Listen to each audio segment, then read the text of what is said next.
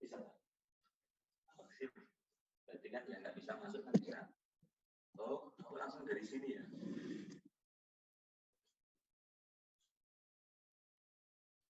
Nanti pas kuliah materi yang kayaknya Mas Evan. Aku di sini, materi di sini ya. Tapi kok memang kameranya Pak Milo ya? Kameranya memang kurang sip ya. Punya saya. Dan laptop mahal. Kenapa? Tetap aja kalah sama laptop ya. Iya. Saya jual laptopnya sekadar. Tapi kok memang kameranya Pak Milo ya? Kameranya memang kurang sip ya. Punya saya. Dan laptop mahal. Kenapa? Tetap aja kalah sama laptop ya. Iya. Saya jual laptopnya sekadar.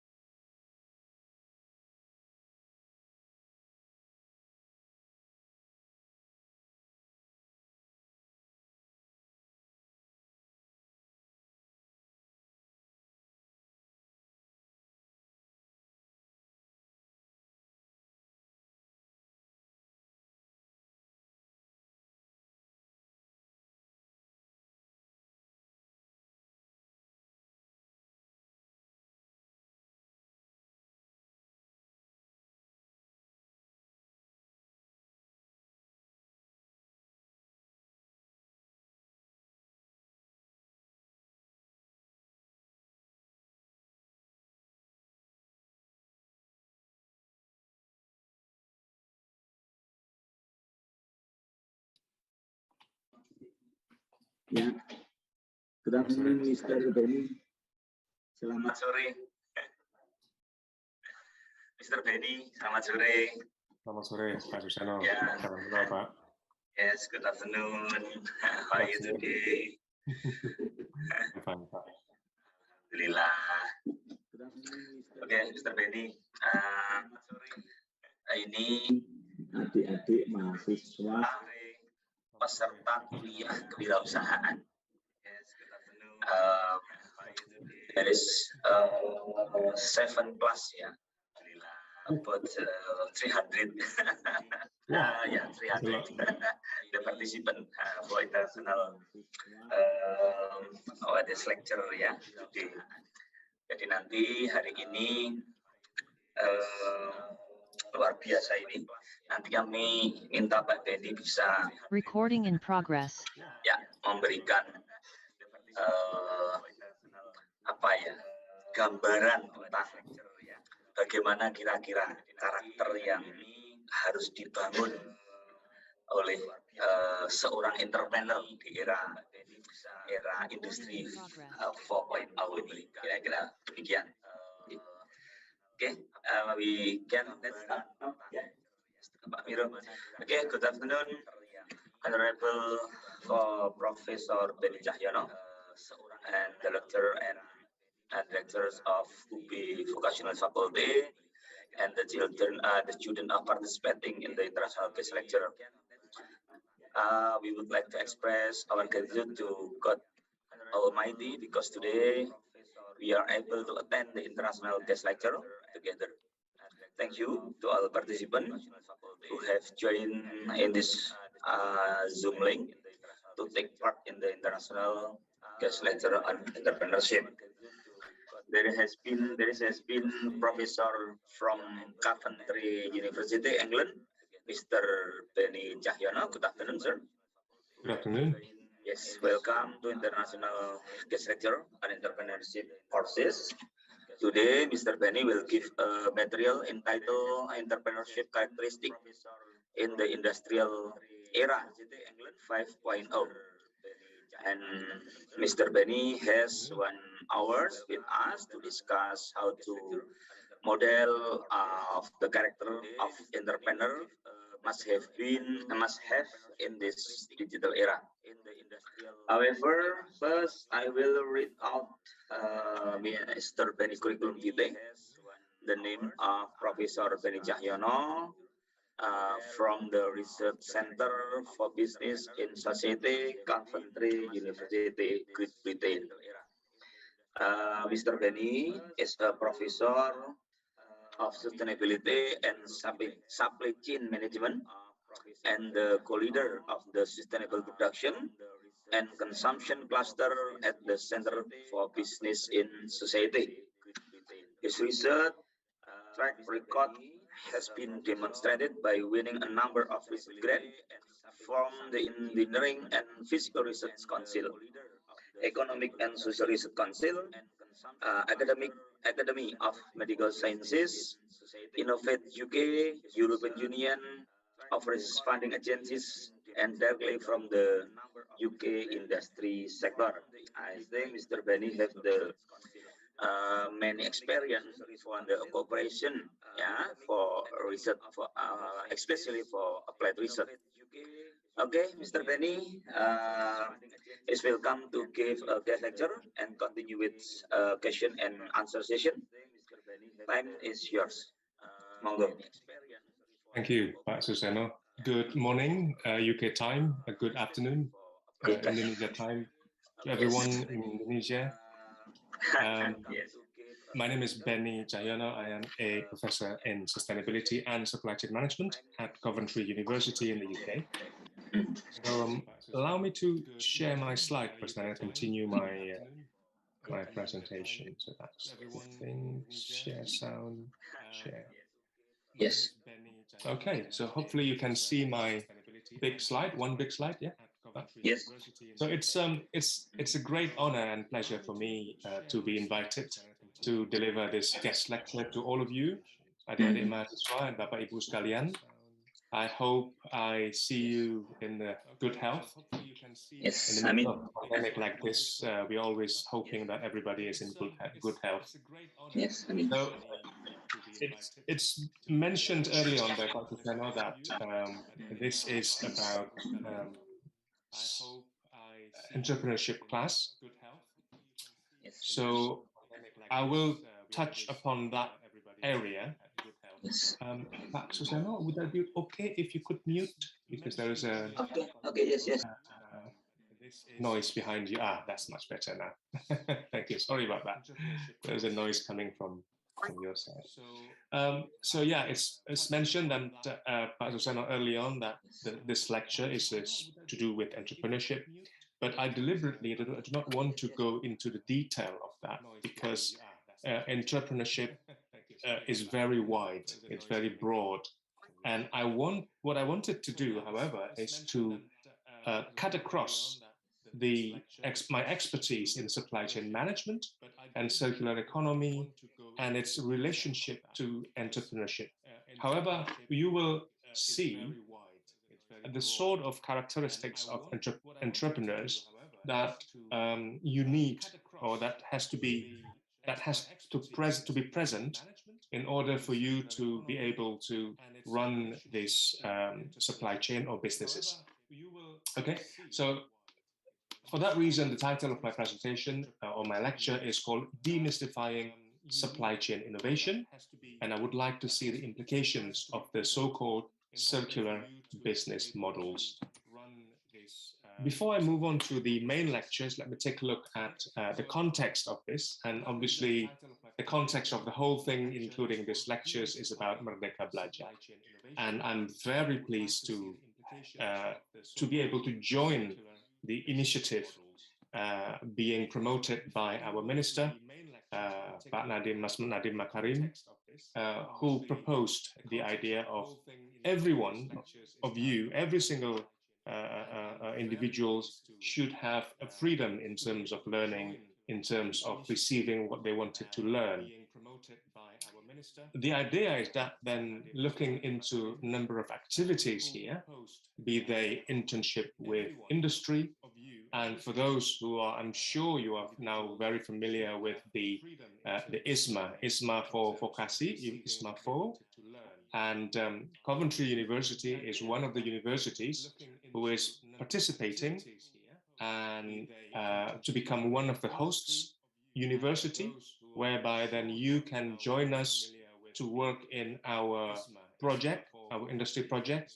We have prepared 3 to 4 projects for you, for the students, the vocational students through the ISMA program.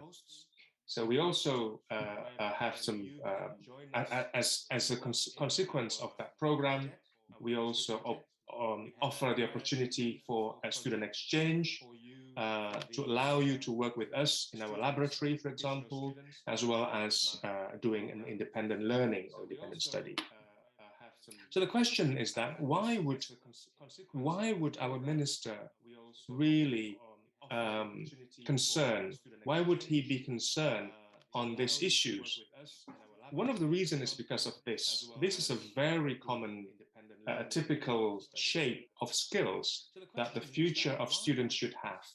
So this is called the T-shaped skills. So the students or the graduates of the futures, be they in the UK or Indonesia or globally, we would expect that they would have this kind of shape.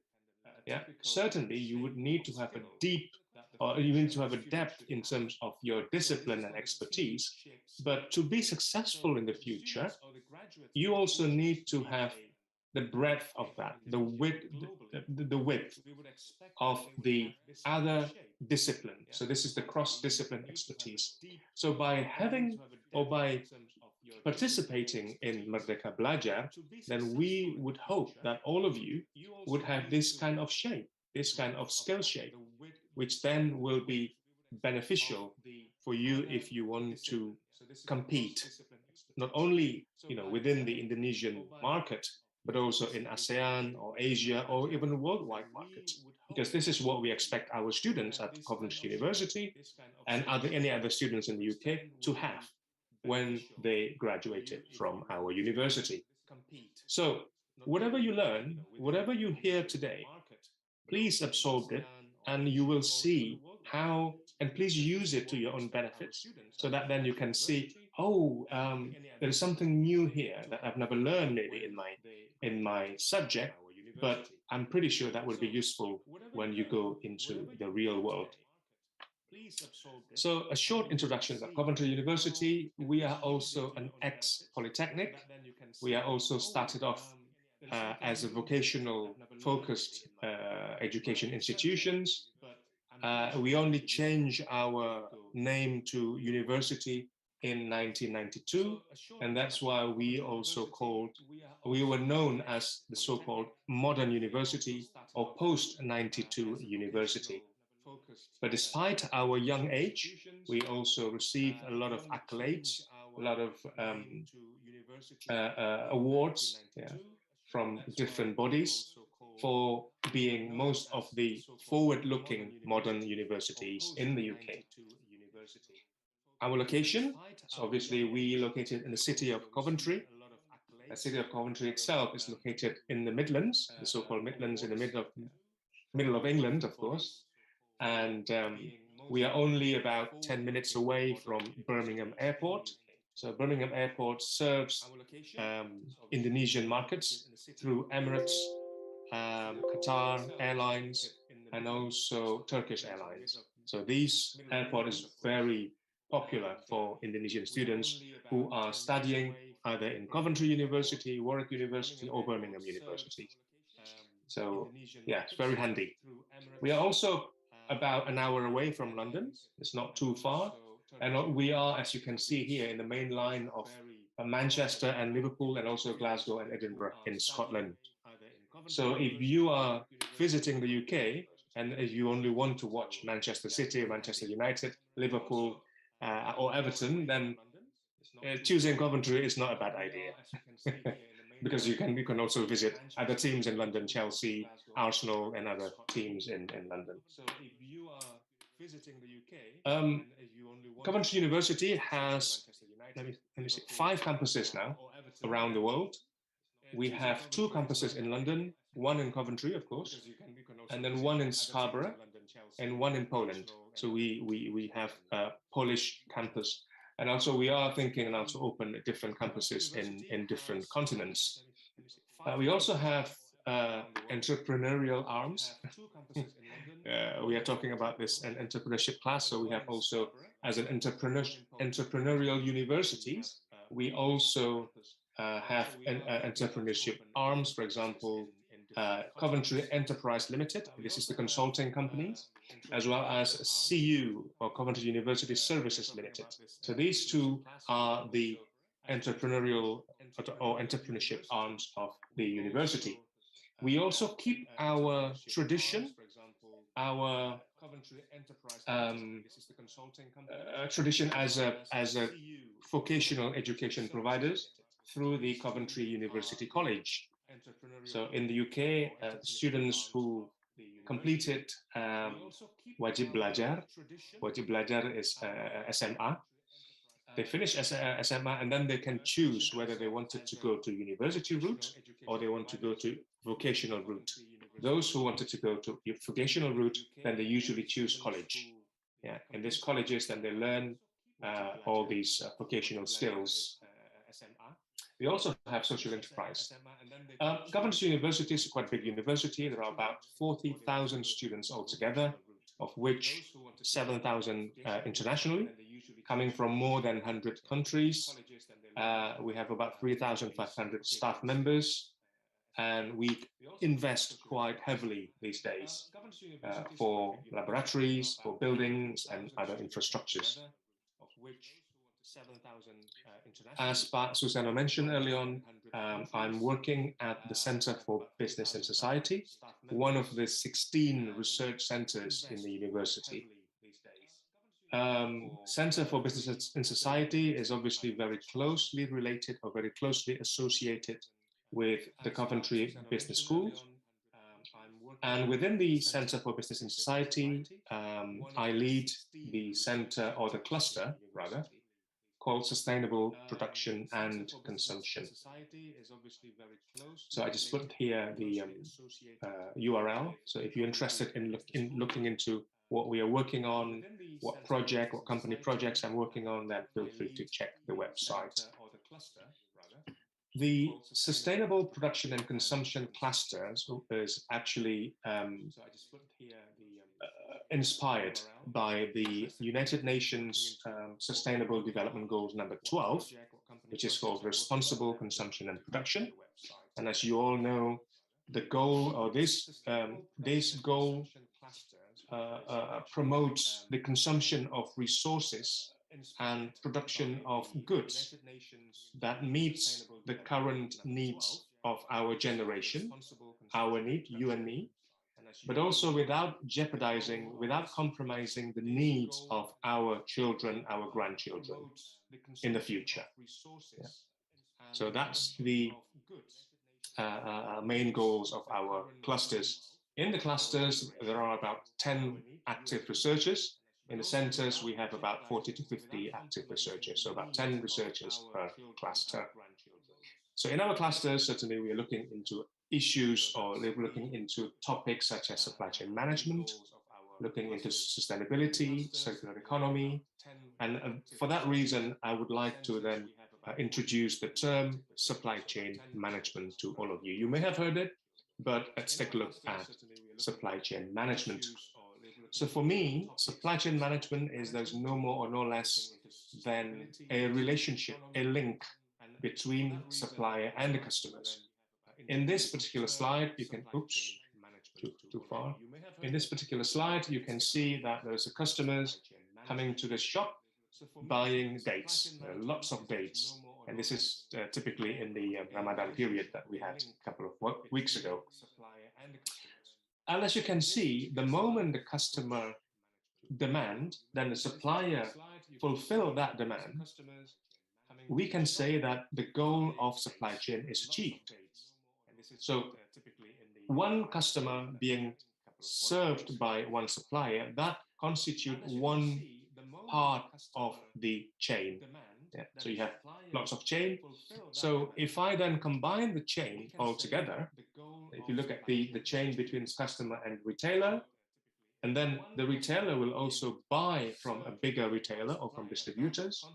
Distributors will then also buy the goods from the focal firm, which in this case, the focal firm is a manufacturer. So that's a very typical model of production or industrial economy, that something has to be made first in the manufacturing process, through the manufacturing process, being distributed to the smaller retailers, and then customers can buy it from them. So this link between customer suppliers then constitute the so-called a chain. In this case, we call it supply chain. So the supply chain itself can be defined as 3 or more companies linked together, whereby the goal or their goal is to match the supply and demand. Like I said to you before, when the supply and demand is fulfilled, when the demand is fulfilled by the supplier, then we can say that the goal of supply chain is achieved. So the question is that if the supply chain is represented by these 2 gentlemen here, and by this simple or simplified model of supply chain, why the supply chain is complex.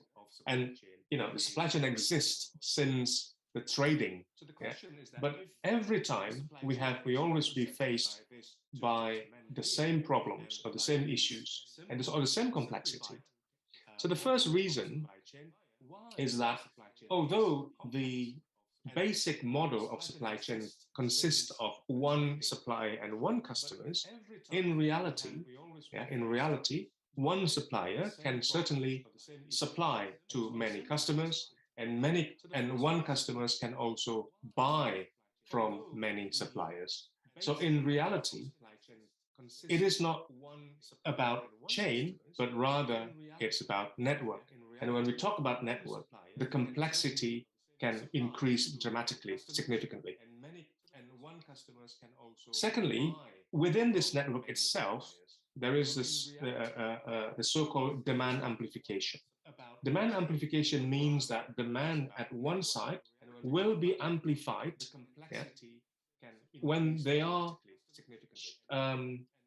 moving through the upstream. Yeah. So this is the downstream and this is the upstream. And the demand from the downstream or from the buyer or from the customers is actually increased or actually amplified. And what is the reason of demand amplification? One of the reasons is because these supply chain or supply network is not transparent. So everybody is guessing.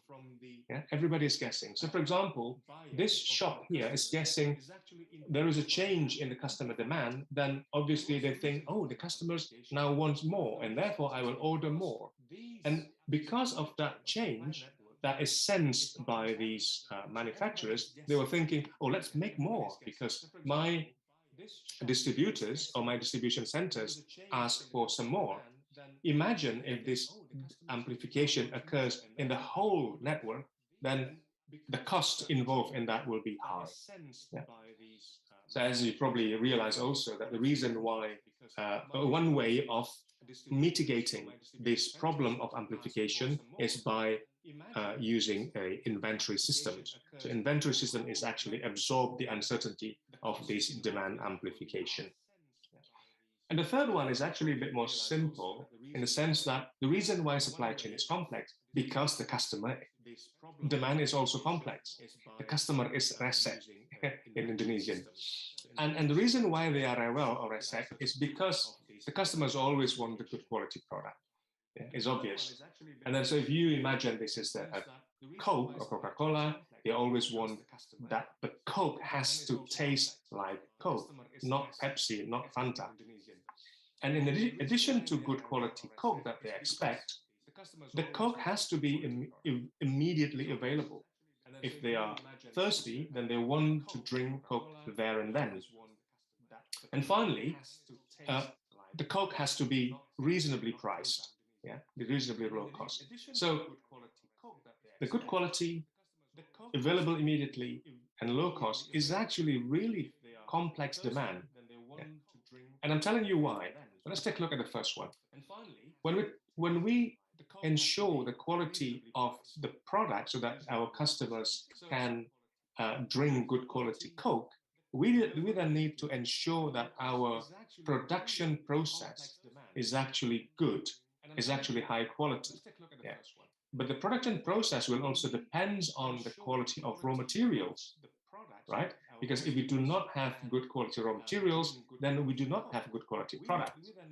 However, suppose that we have ensured that we produce good quality product, we also wanted to ensure that the product is handled properly. And this is particularly true for fragile products. For example, kerupuk. So if you are going to public kerupuk, they have to make sure that the kerupuk is packaged properly and handled properly so it doesn't break or they don't break. Secondly, it also depends on the quality of transportation. So if the transportation is no good, then the quality can degrade, can go from high quality to low quality. And finally, quality also depends on how we store the product.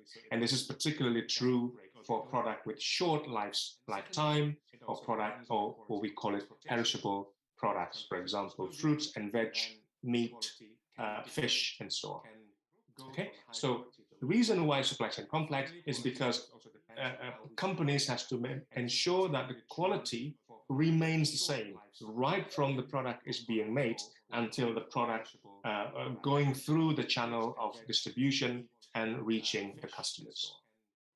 Secondly, time or availability. Well, your friends or your colleagues in industrial engineering will always study about lean manufacturing, just-in-time production. And the reason why they are doing this or they're studying this is because they want to shorten the production time. And the reason why they want to shorten the production time is because if the production time is long, then obviously they need investment, the money, the investment that they've put in the beginning will not be returned quickly. if the production process is long. However, if we manage to shorten production time significantly,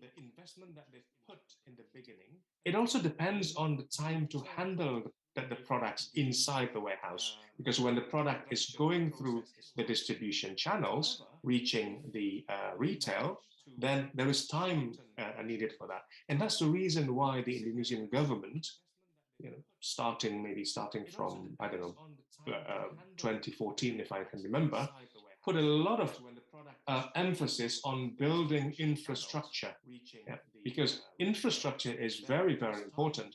And this is particularly true, again, in the case of Taiwan. In the beginning of 70s, Taiwan is trying to transition towards industrialized countries, and therefore they built infrastructures, for example, toll road, harbor, so that then the supply chain or logistics can be improved from that. And this is the reason why. So improving logistics, improving infrastructure will certainly improve the time or availability, or shorten the availability time when the customer can buy this product.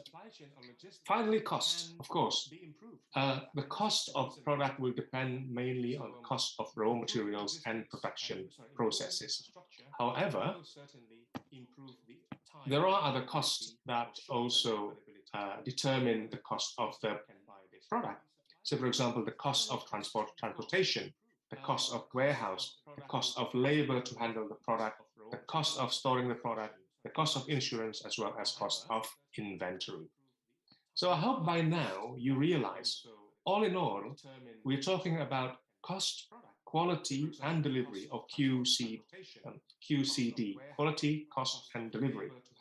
So the goal of supply chain is therefore how we're going to ensure that the customer, that we can meet or that we can fulfill the customer needs, by ensuring the high quality of product, low cost, and also short delivery time.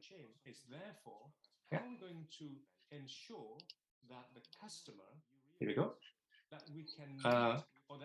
Then the question is that,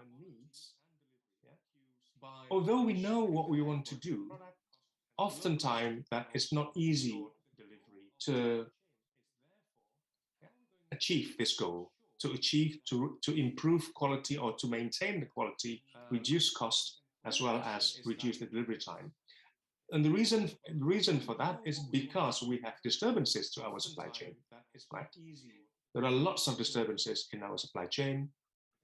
Notably, the first one, of course, we are still in the midst of pandemic, although the extent to which the pandemic in different countries are different. UK, for example, is a bit more relaxed than in China and in Taiwan. But these pictures, if you remember, this was taken around, or these pictures were taken around March or April 2020. And the very typical pictures here, you see we can't find gel or hand sanitizer. We cannot find toilet papers. Toilet papers is very, very important for the British people or people who live in the UK. Also bread, and they're all running out of that. And this is maybe to do also with the imbalance of demand and production, because the customers, knowing that they are entering pandemic, they are also changing their buying behavior. So rather than buying for a week, they buy lots of product for the whole month. The quick change of this buying pattern obviously disrupt the flow, the pattern in the supply chain. Remember the demand amplification and also the complexity in the network. So that causes disturbances in the supply chain.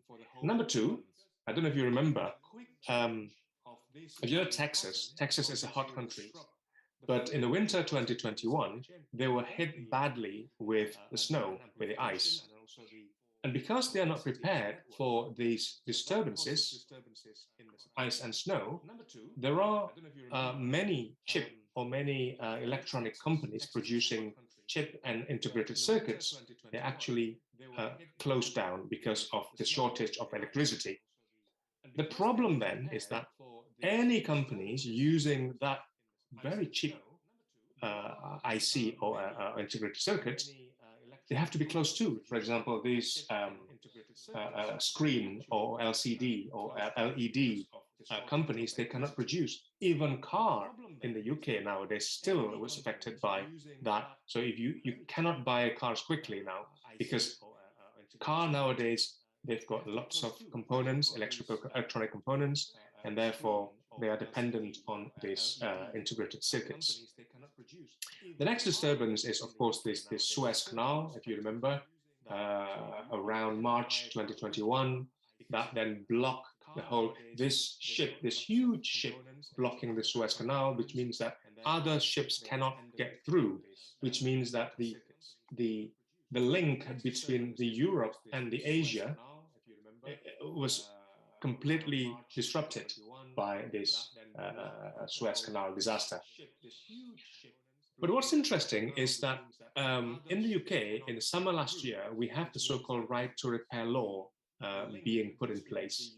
And the law states that the company or the OEM or the manufacturers are obliged to provide the spare parts for electrical equipment such as washing machine, dishwasher, freezer, and other things, at least for the first time, so that the customer can repair it at a lower cost. And this is useful for the customers because then they can save money, obviously, and this was also good for the environment, but it's disrupting the supply chain of the company. Why? Because in the past, the companies selling these washing machines, when they sell the washing machine, they say goodbye to the customers.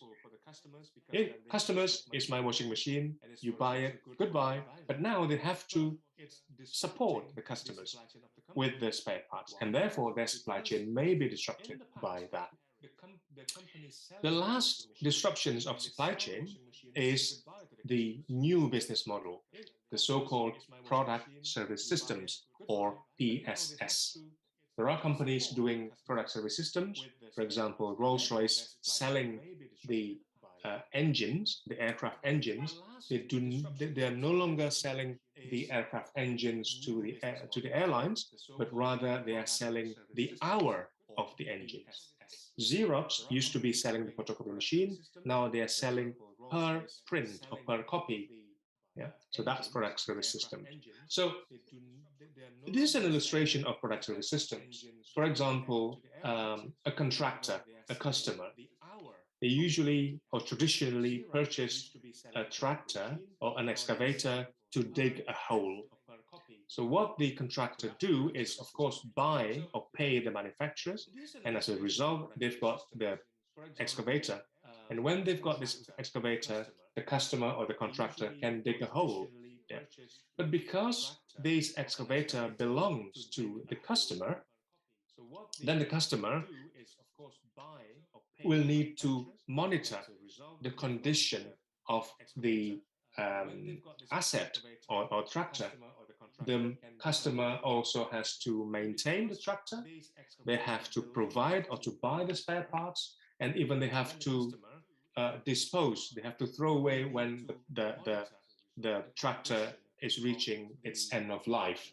Yeah. So as you can see in the color here, when a customer buying an excavator traditionally, then they are, the green part here, the green arrows here indicates that they are getting the benefits, and the red one meaning that they are paying something.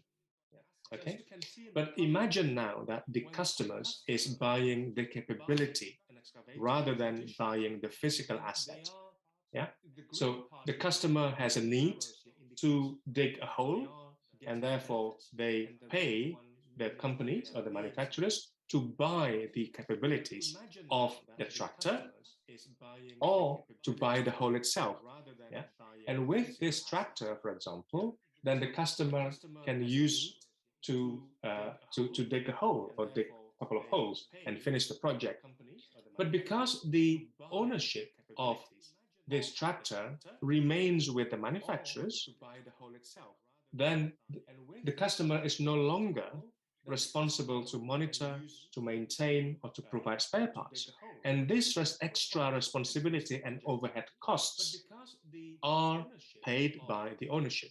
Yeah. As you can see now, the customers, they are only they're getting more greens than the reds, if you see what I mean. Yeah. And that's the reason why the product service system models is very good value for the customers, because they do not have to deal with the maintenance of that particular asset.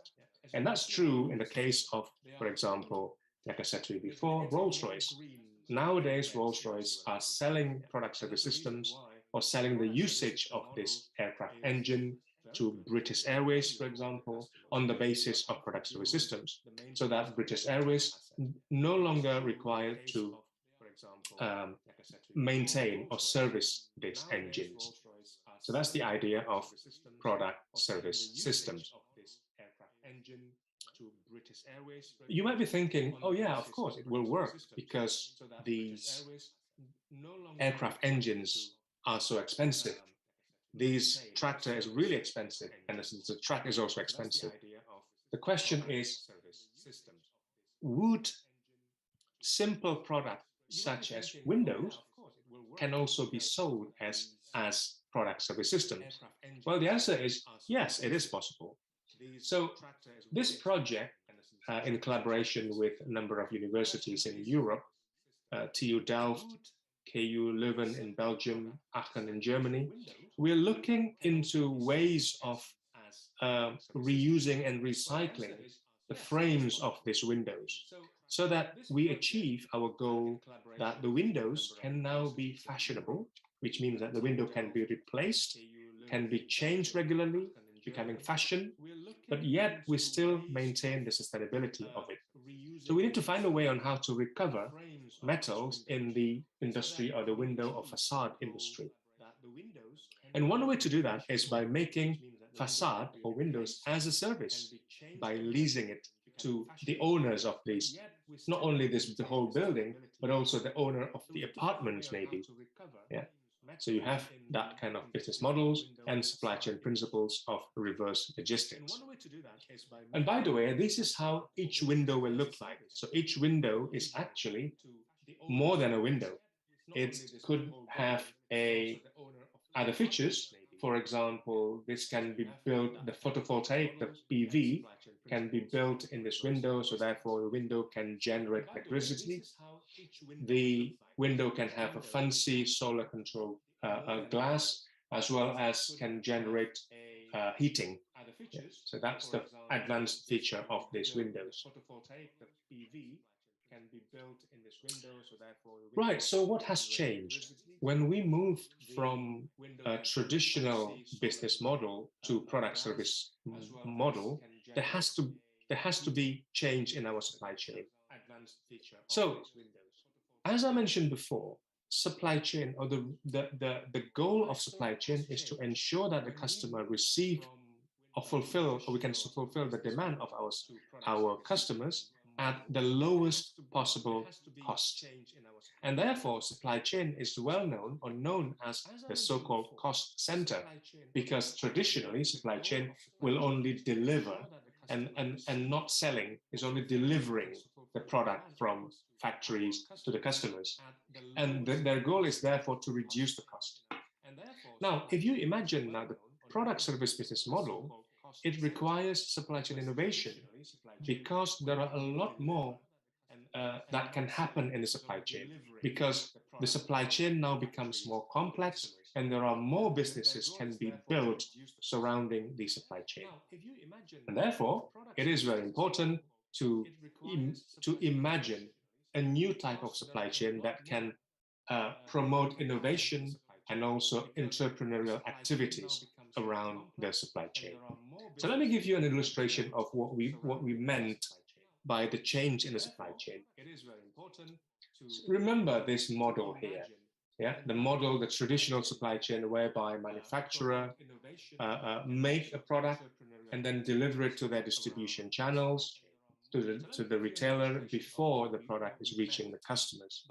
When the product reaches the customer, and everybody will say goodbye, it's your product now, it's your responsibility to maintain the product, to use the product. However, if we now shift from this traditional model to the product service systems, look at that. The product does not belong to the customer. The product belongs to the manufacturer. And therefore, the manufacturer at some point will need to take this product from the circulation, from the field, yeah, to be repaired before it's returned to the field, maybe refurbished, maybe retrofitted, yeah, with different modules, different functionalities. If they are reaching end of life, they may need to be dismantled. Some components can be used for another tractor or another product. The components that cannot be used will be recycled. There you go. So you have an additional supply chain at the bottom of this part of this traditional supply chain. The traditional supply chain itself is called forward logistics because they are going towards the customer. And the other direction is called reverse logistics because they are reversing from the customers. Here we go. So then the PSS business model itself has caused a lot of disruption to the existing supply chain. Okay. Now, when we look at these circulations, so this is the first circulation, this is the second circulation, third circulation, fourth and fifth, and so on, it looks like it's similar to the so-called circular economy. Yeah. But before I'm talking about circular economy, let's take a look at the opposite end of linear economy. So linear economy is a traditional business model. It's a traditional industrial economy whereby we take resources from the Mother Earth and then we make something, in this case is an aluminum bar. And then from this aluminum bar, we can make aluminum cans as a container of our Coke. So when we drink the Coke and we finish it, then we usually dispose these cans. Yeah.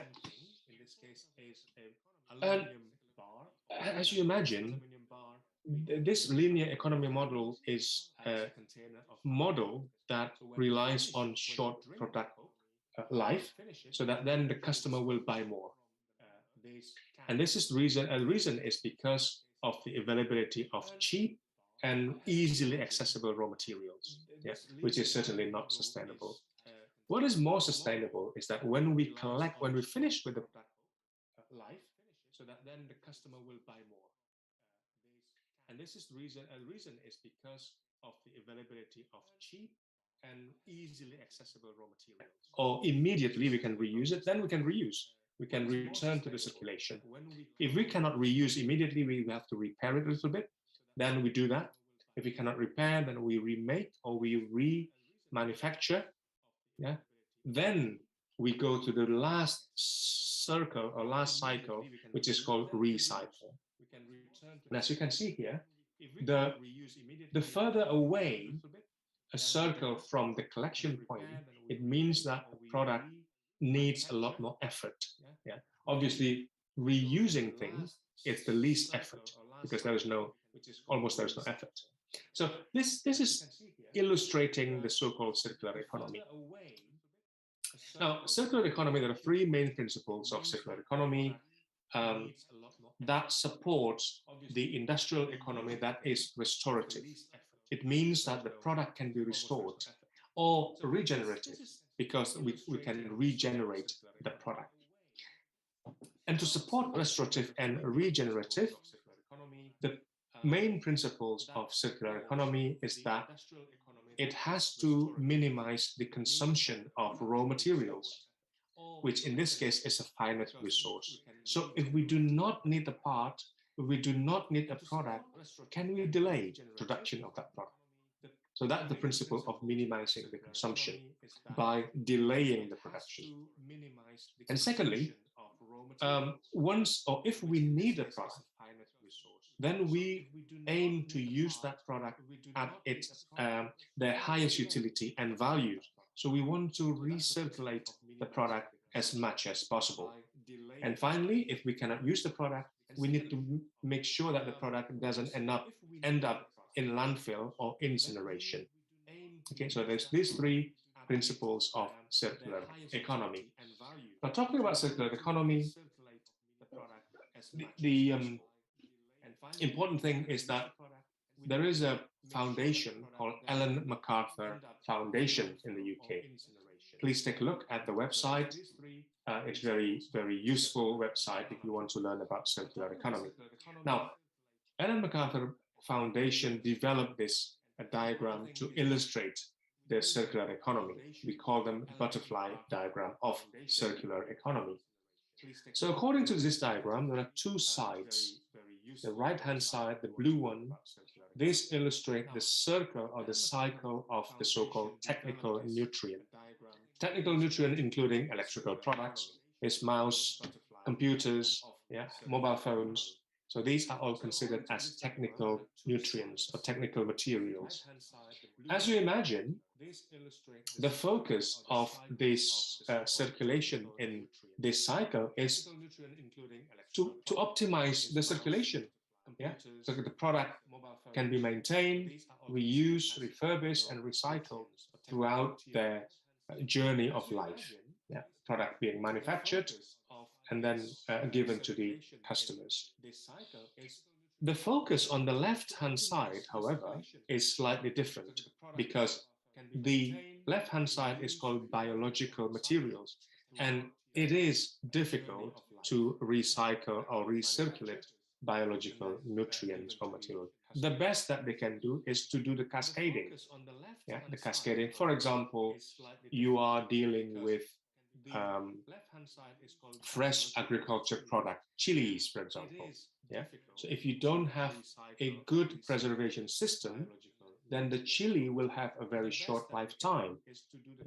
In order for you to be able to maintain the value of those chilies, often that people turn chilies that almost reaching the end of life to become chili powder, and therefore they maintain the value of that. That's called cascading mechanisms. So that, again, the focus of the left-hand side of this diagram is to reduce the waste, reduce pollution, and make sure that we can get something out of it.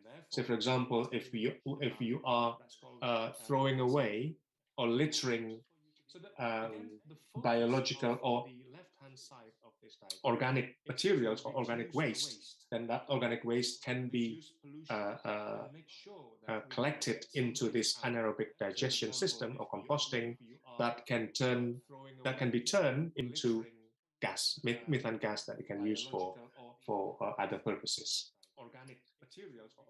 So what is circular economy without the economy itself? It doesn't make sense, does it? So, and for that reason, then I'm going to introduce the business model. And this is where the entrepreneurial activities will appear. So I go back to this diagram here.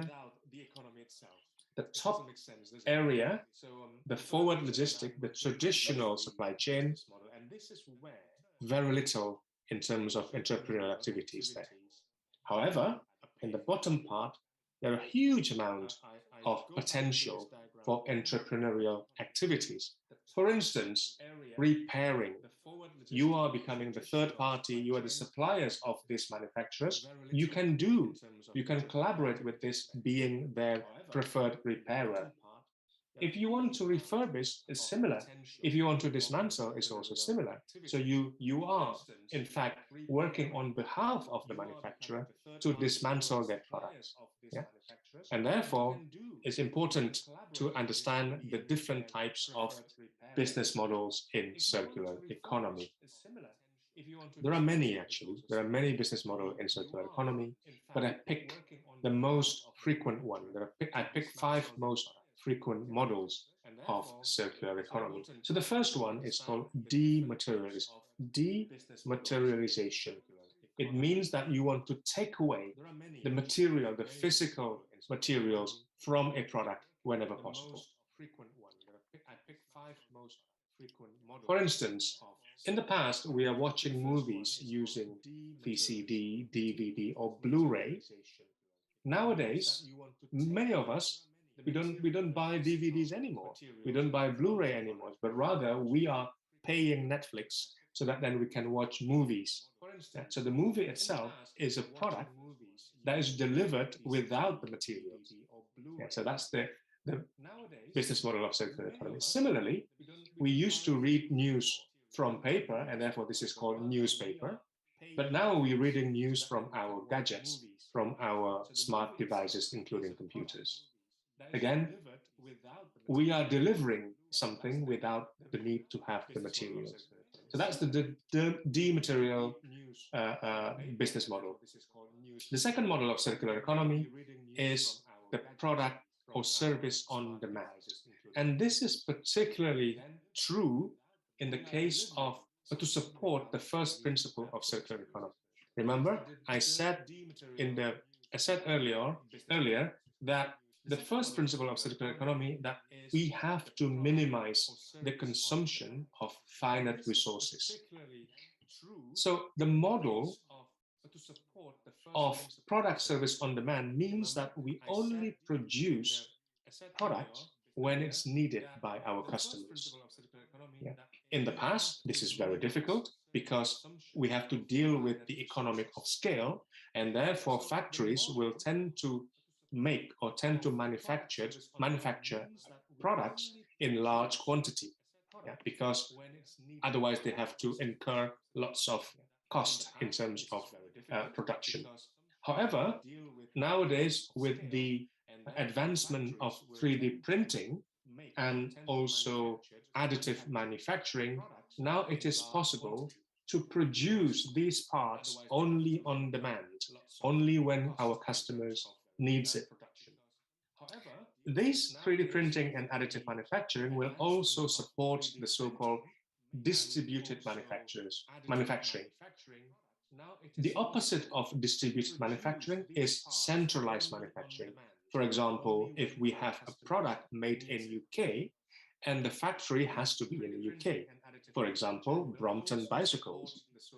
But if you have small product like this, the printer can be located in different countries, in Indonesia, for example, so that when our customers want to buy these shoes, these very fancy ladies' shoes, then the customer can send their design,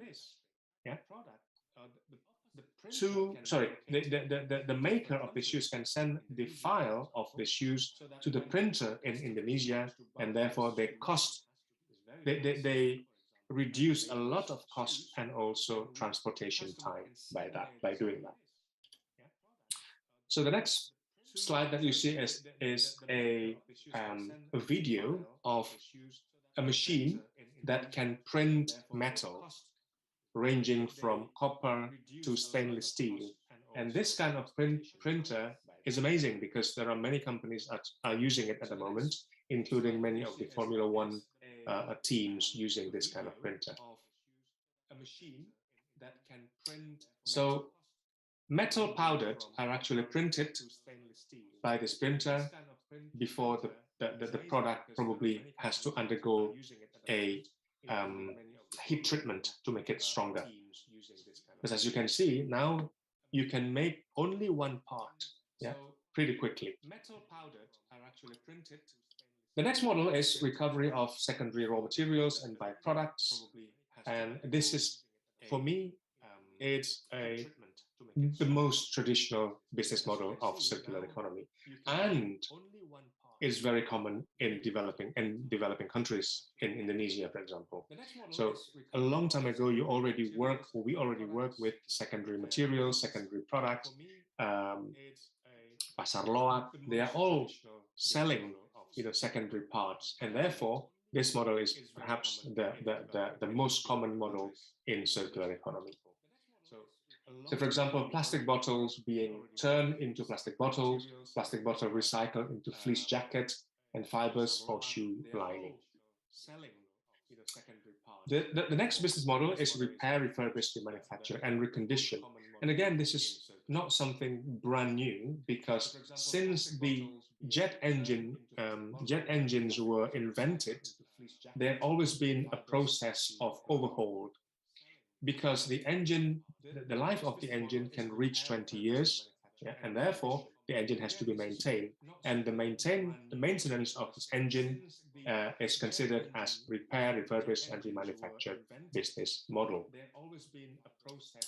The last one is the product service system, the pay per use. So the customers only pay for the capability being used or being utilized. Again, printing, Xerox is also part of the network of suppliers supplying the printing capabilities.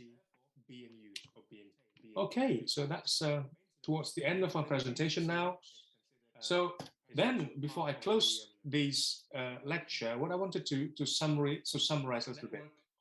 Now, by now, you should realize that the traditional supply chain is nothing more than the so-called cost centers, which means that their main goal is to reduce cost. Yeah? However, with the new product service systems model, this will not only disrupt or positively disrupting the traditional supply chain, it also opens up the opportunity for innovation in the supply chain itself, and also opening up the entrepreneurial activities surrounding the supply chain.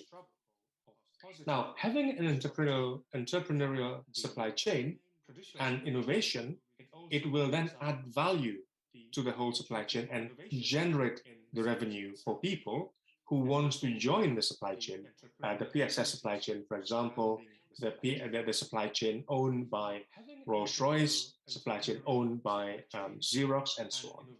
People can work as their partners, collaborators, and to create new offering. So what's important that, however, therefore, for you as students studying entrepreneurship, is that you need to be able to sense. So there are three so-called capabilities that you need to possess. The first one is the capability to sense the opportunity. So you need to train that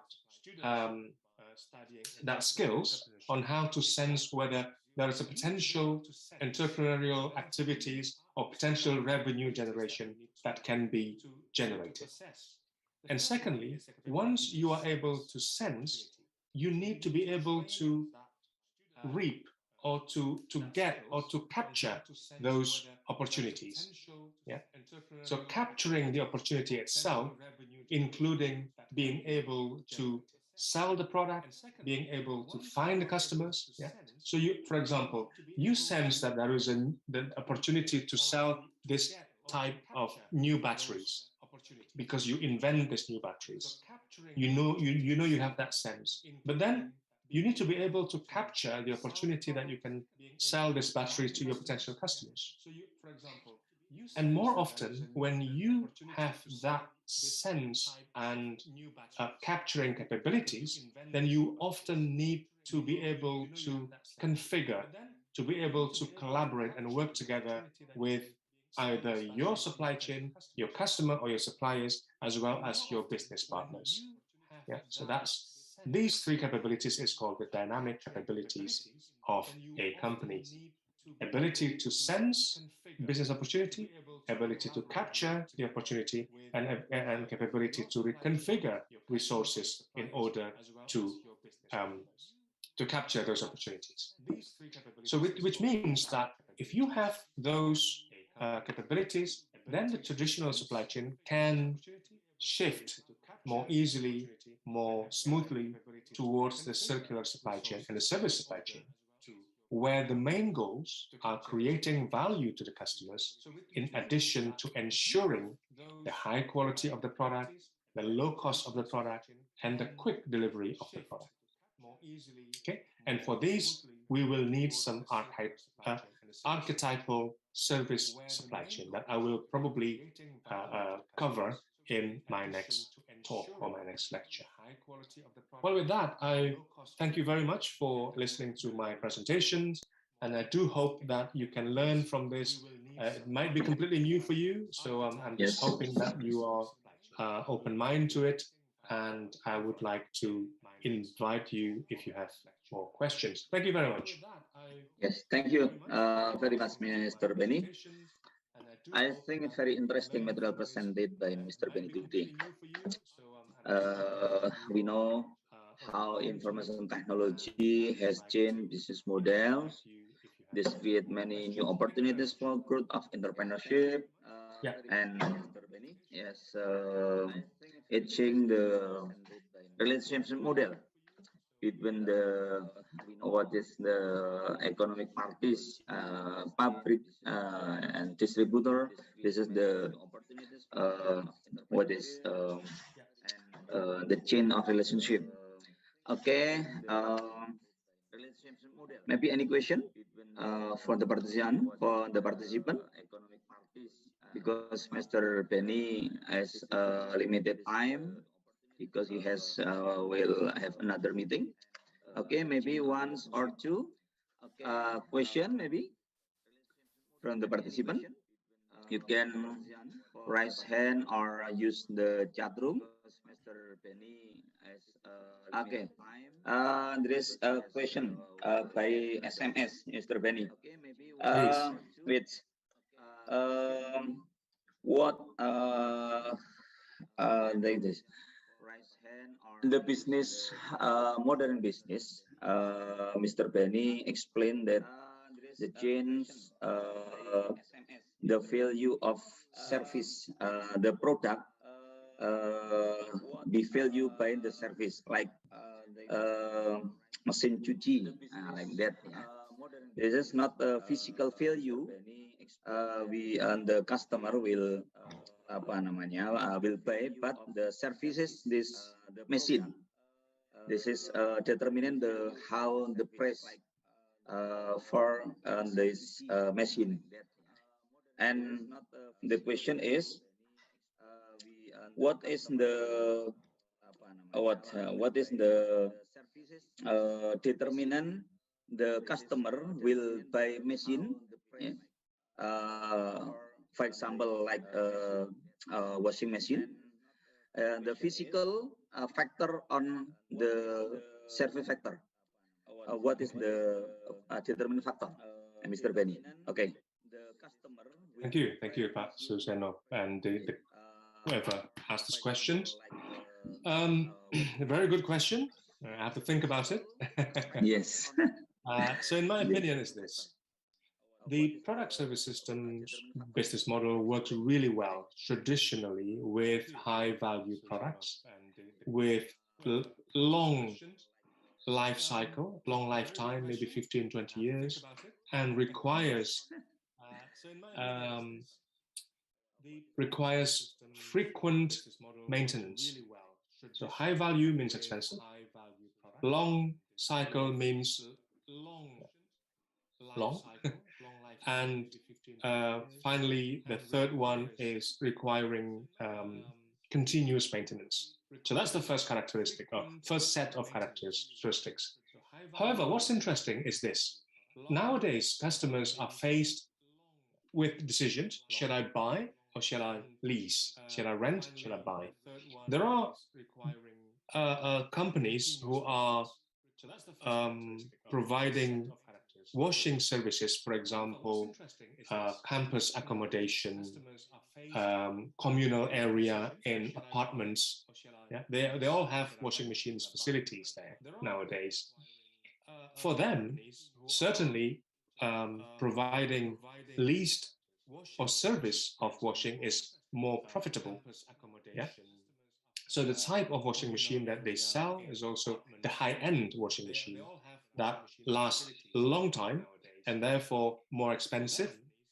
And if the machine is used for 20 years, then the company has to maintain the washing machine because the washing machine is owned by the company, owned by the manufacturers, and therefore that leaves the renter or the lessor or the customers like us free from maintaining the headache of maintaining the washing machines. So that's the fact at the moment. Although with the advancement in technology and IoT, this is interesting because I haven't talked about IoT and Industry 4.0. Now it is possible to create product, a lower value product, a cheaper product, but the product that can be monitored because the IoT now becoming cheaper as well. So in the future, there will be more lower value product that moves towards product service systems. In the UK, we have heating systems. Maybe in Indonesia, you don't have heating systems. You have air conditioning, but in the UK, we have heating systems that's quite expensive. And there is also movement towards that area whereby the company is no longer selling the heating systems to customers, but we rent the heating system. We pay on the basis of how much time we use the heating system. So I think that's my answer back to the question. Thank you. There is also movement towards that area whereby the company is no longer selling the heating systems to customers, but we rent the heating system. We pay on the basis of I think you're still mute, Pak Suseno. I'm sorry. I'm sorry, Mr. Benny.